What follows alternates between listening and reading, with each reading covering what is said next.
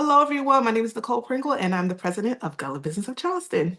And hello, my name is Tiffany Savage, the Vice President of Gullah Business of Charleston, and welcome. And today we have another feature. We have Kira Koo. Yes. Okay, make sure I said that right. Kira Koo here.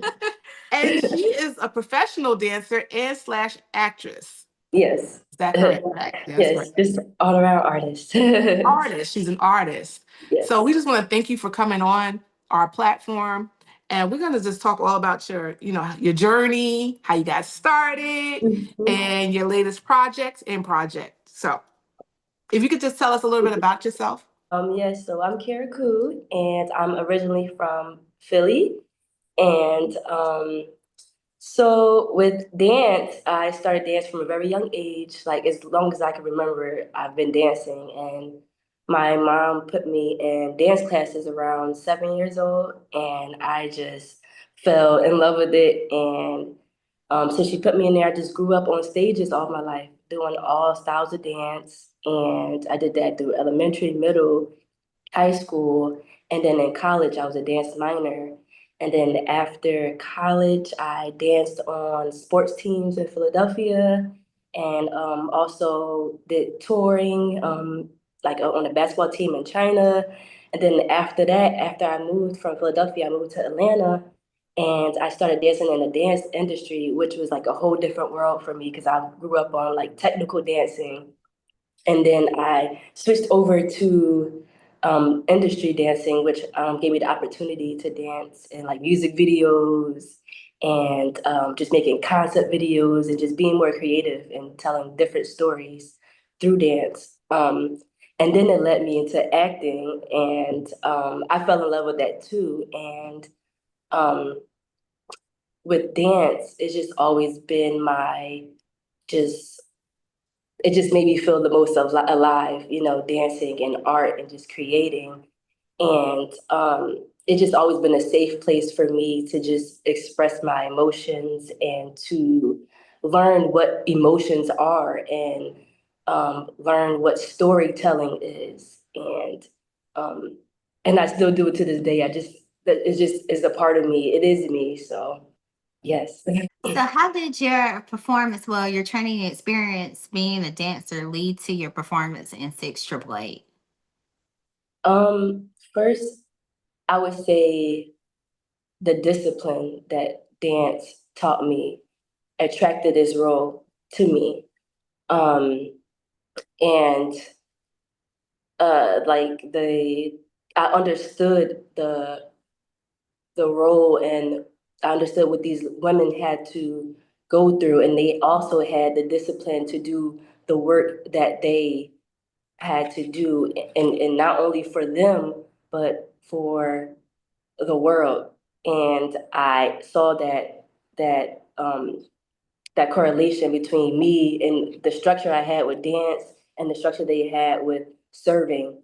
And it just came together. I'm like, okay, this is familiar. I know exactly. I know the story. You know what I'm saying? I know it wasn't me being in the army, but I still had that same discipline and going to dance and being focused on what I wanted to do and sharing my gifts and sharing to the world my message and my story. Yeah. So how did you find that role? How did you hear about it to audition?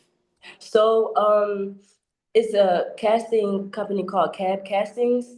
And I did a few different background jobs with that. And then received the email and they were looking for people. And I was like, oh, okay, this is cool. Like, and I wasn't aware of like the story at first, but I was like, I think I'm interested in this. I want to see what this is about. So I applied and they booked me and I was like, oh, okay, look, I'm doing this thing. Yeah. How long did it take for you like to shoot? Because I don't know how many scenes you were in, but like how long did it take to do that? Me personally, it took because it was like it was a long process of shooting. I think maybe the whole thing might have taken 2 to 3 weeks, but I for me I was there for about a week, like recording. Oh wow! And how was that? Like, how was that experience? It was beautiful. It was so many people on set. Like I got to meet some amazing people and to like make amazing connections, and just seeing everyone like gearing up like for the role, and everyone was just getting into their role, like just being on set. It just was beautiful. And then working with Debbie Allen, like she's a huge dancer, choreographer, and I was like, oh my gosh, like, and she was training us like with the walking, the marching, and then Wow. and then seeing and working with Tyler Perry up close, and all of the cast members like Kerry Washington, and it was just beautiful seeing everyone just play these incredible women. Oh, wow. I know, just reflecting on the movie itself, I think it would be so difficult for you to be on a set like that and not gain something, some type of significance historically from it. What did you learn about the 688 like battalion? Yes, so I learned that so many people didn't even know about this story, and I didn't even know about this story until I saw the role, and I was like, wow, like these women really changed the world. Really, they rewrote like the rules of who could serve in the army. And seeing myself like when the film was complete and I watched it, it didn't really hit me. I had to watch it like 2 to 3 times, because like when you're in something, you're like just excited, and you want to just like, oh my god, that's me. So I had to really step back and like, okay, just pretend I'm not in this film, just watch it, like just like really see the story. And then when it finally hit me, I was like, whoa, like I'm really a part of this history. Like I'm not even just me. Like this is not me. Like these women. So that was just like so beautiful. What's one cool thing that you learned from that experience, just being on set? Because the reason why I asked that, I remember my brother. It was like when we were really young. Oprah had a movie with Holly Berry. It was a mini series. It was called The Wedding, and it was there. It was filmed in Wilmington. And I remember going on that set. I learned so much. I was 7 years old. My brother was like 6. Mhm. We learned so much about acting, how long it takes, even if you're just an extra, and how long you have to wait. And just see some of the actors and actresses that come up, they were so personable. But what was one moment that you had from being on the set that you can take for a lifetime? Like if you could take your kids, your family, what was one thing? Mm.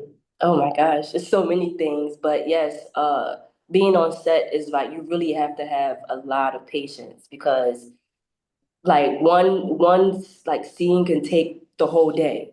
So you really have to like really stay tapped in the whole time and keep your energy up, and like really just stay aware and like really pay attention to everything that's going on. So just being prepared, I would say, to go into these roles and to be on set all day, maybe 12 hours. You just don't know. So really like taking care of yourself, so you can really like be your full self the whole time that you're there, and really paying attention to what's going on. Because if you're over there and you're like lollygagging, and you might miss your chance to, somebody might, especially for background, they don't like come looking for you. Like you just have to be there. So Yeah. they, if you're right there, they're like, okay, we need you. Like just come on.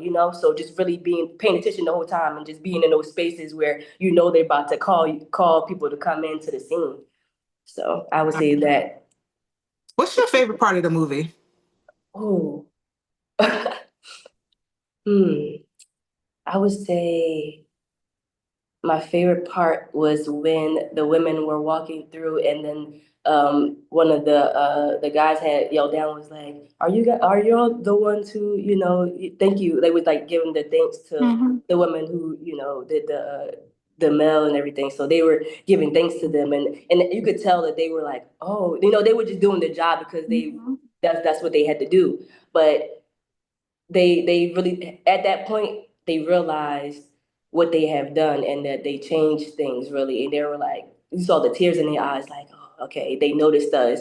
Especially because throughout the whole movie, or throughout the whole time, they were like getting, not really beat on, but attacked the whole time, and they had to stay strong. So that moment was very significant to them, and that hit home. That was like, okay, they were seen. Oh, wow. Hmm. I think just at this time with everything going on and stuff like that, I think more so these stories need to be told. because sometimes we lose how far we've come. Mhm. And even though things may look like we're taking steps back, we still having them. We need to have it right there in front of us that we can't step back because we're standing on shoulders, you know, great shoulders. So this movie, I actually had the opportunity to watch it last night finally because I kept on putting off, and I would come home. I was like, okay, you know, you come home from the grind, you pass out. Yeah. But I finally watched it, and I was moved by it. The salute, the final part of the movie with the salute, that was really touching to me. It showed how much it meant to the soldiers to get their mail. People take that stuff for granted, but think about if you're fighting a war, you haven't heard from your family members and stuff like that. They haven't heard from you. That could do something to you. So, For sure. just to see that. Now go to the next part. You being an Okay. artist. We want to hear all Yes. about you being an artist because I know you have some artwork that you know, jewelry pieces and stuff. We want to hear all about that. Oh yes. So yes, I create copper pieces, earrings, rings. I make clothing, I paint. So just like all around art. Yeah. All around the artist. Just whatever comes to me, I just freehand, just do whatever. I just like to express myself through everything I could possibly do. What inspires you? Oh man, what inspires me? Just life. Honestly, just life inspires me. I realized that all of these things that I do, whether it's dance, painting, I used to think that they were like my purpose. Oh, dance is my purpose, art is my purpose, creating is my purpose. But I realized that my purpose is being the highest version of myself. And with being the highest version of myself, I keep receiving the gifts that I have. And it's like a tool. You know, I use these as a tool to stay in that highest version of who I am. And the highest version of me is love. The highest version of me is peace. The highest version of me is kindness. The highest vibration, the highest frequency. And I'm just happy that I have, or joyful that I have these gifts to keep me the highest version of myself. So that can go right into your elevator pitch question because I don't think I put that on here, did I? No, but I do have one other question. Go ahead. So, what are your future goals or projects? Do you plan on focusing on dance and art and making jewelry, or just everything all together? Then It's everything, just whatever comes to me. I'm so open to receiving whatever opportunities that is in alignment with who I am. So whether it's, you know, something with dance, something with acting, whatever, I'm just open because I know I have to continue to tell my story through the gifts that I have. and so you ready for the elevator pitch? Go ahead. Okay. So we always ask this question: what are 3 words that describe your passion? And why would you choose these words? Love. And I choose love because it is something that is me. That's all I can say. Like it's something that I am. And it goes into whatever I create. So love is one. Discipline is another because discipline is something from a very young age that I learned and I knew that I had to have in order to keep receiving all the things that I do. So love, discipline, and mm, mm. That's a great question to ask someone. Love, discipline, and strength. I would say strength. Because there's times this is not easy. You know, this is not something that it comes easy, but you have to really have strength because there's a lot of ups and downs with being an artist. And you really have to stay strong in this to get to where you are trying to go. Or not even just get to the destination. You have to stay strong to be in the journey because the journey is the most important part. I feel like a lot of the times we try to get, I just want to be there. And it's like, once you get there, then what else? You know what I'm saying? Like, you reach the destination, so it's nothing else. So you have to be strong in the journey of this. So when it comes to acting, I have a question. Mm-hmm. Who is like your dream person to work with? Dream person to work with. Yeah, we're gonna put that out there. Ooh. Like actor or like director. It could be anybody. Yeah, anything. Yeah. Wow, that's a lot of people. That is a great question. Yeah, that was on the spot. We, Yeah. that was on. Yeah, Because I'm big about affirmations and speaking stuff out there in the atmosphere because as you start to say it, you'll start believing. You'll walk it on out, and so you never know who could be watching. You never know. That's true. So like, you never know. let's see, because there's so many actors that I love. And now when you ask that question, you like, wait, actors, like who are the actors? Yeah. You draw a blank. You like, oh my gosh. So Queen Sugar, the show. So Rutina.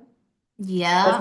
Yeah, I love her. I love her. I would love to work with her. I think she's an incredible actress. Okay. Yeah, I love Queen that Sugar. wasn't good. I never finished it either. Man, Even I'm on. yeah, it's really good. I That's love that show. characters. it was really good. It was good. It was Yeah. good. I was invested in that series. Like I felt like I knew these characters. I'm talking about them like I knew them. That's how you know you invested. Like Yes. I can't. Yes. that's how you know you got a good series. Yeah, it was good. Get mad. And I would love to, for sure, continue to work with Tyler Perry because I feel like he's incredible. He's amazing. He's amazing. Yeah. Yeah. And also, another person that I worked with before and want to work with again is Little Marvin. He's the creator of the show Them. Is on Prime Video. It's like a horror. Oh yeah, I did. Yeah, I did see and that. I actually was on that show as well on season Oh, 2, dancing on that on season 2, episode 6 of that, and I would love to like work with him again. Episode 6. Now I gotta go back and look at it. watch Yeah, I did see it. Yes, I sure did. Mhm. I've seen Yes. so much stuff is going together, but I do remember I just saw that. Yes. Oh, nice, Mhm. nice. So how can everybody follow you and keep in touch? Okay, so on my Instagram, TikTok, and YouTube is Kiraku, Kira KIRAH _Koo KOO. That's all platforms. Okay, nice. Yes. So thank you again for joining us on another feature at Gullah Business of Charleston. We have been so fortunate in having you up here, and we pray that you have many, many more blessings and opportunities. Please stay in touch with us. So again, make sure to like, tag, and share. And thank you all for watching. Yes, appreciate you for having me. Thank you all. Thank you. Thank And thank you. you.